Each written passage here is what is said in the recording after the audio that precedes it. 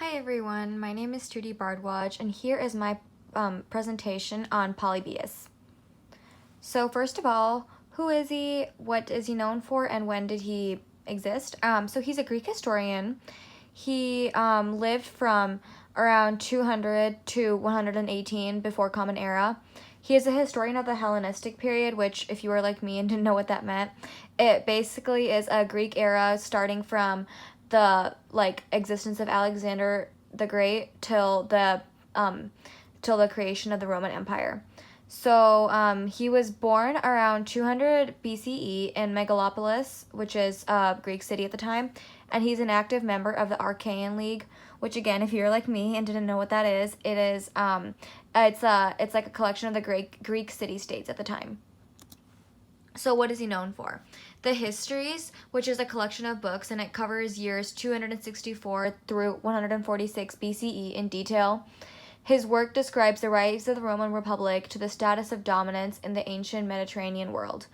It includes his eyewitnesses' account of the sack of Carthage and the Corinth in 146 BCE and the Roman annexation of mainland Greece after the Archaean War. So it's basically like the history of the Roman Republic. It's our main source of history for the existence and the creation of the Roman Republic.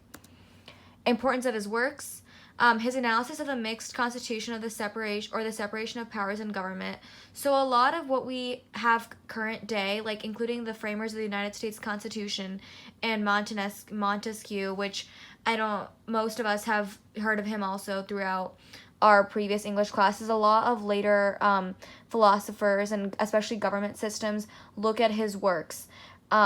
And so he kind of set a previous framework that people will use in the future to set up governments, especially checks and balances, which I'm sure a lot of you have heard of through, all your government classes.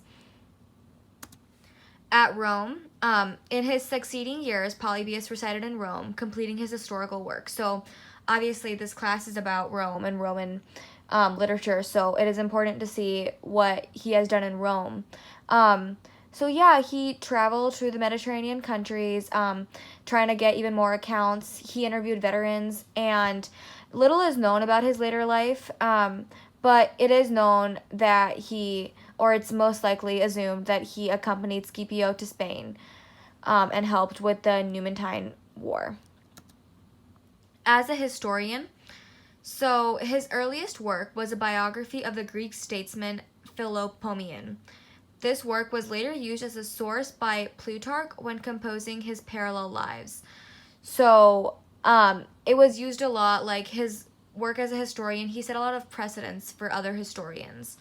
Polybius wrote an extensive treatise entitled Tacitus, which may have detailed Roman and Greek military tactics, which goes back to previously when he went to Spain and was a military advisor. So he does have, and then coming back to a historic monograph on the events of Numantine War. So he specialized a lot with what happened with wars and what was happening in Greek and Roman city-states at the time. In relation to other historians and lasting impact, Livy, which is a much more popular historian, made reference to and uses Polybius's histories as source material in his own narrative. And then this is kind of his lasting impact. He was among the first historians to attempt to present history as a sequence of cause and effects based on careful examination and criticism.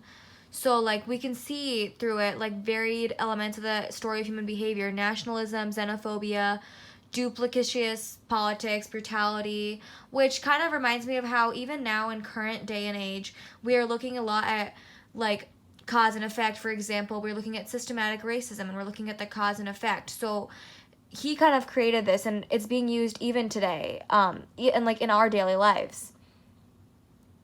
And then here are my sources that I used to make this presentation.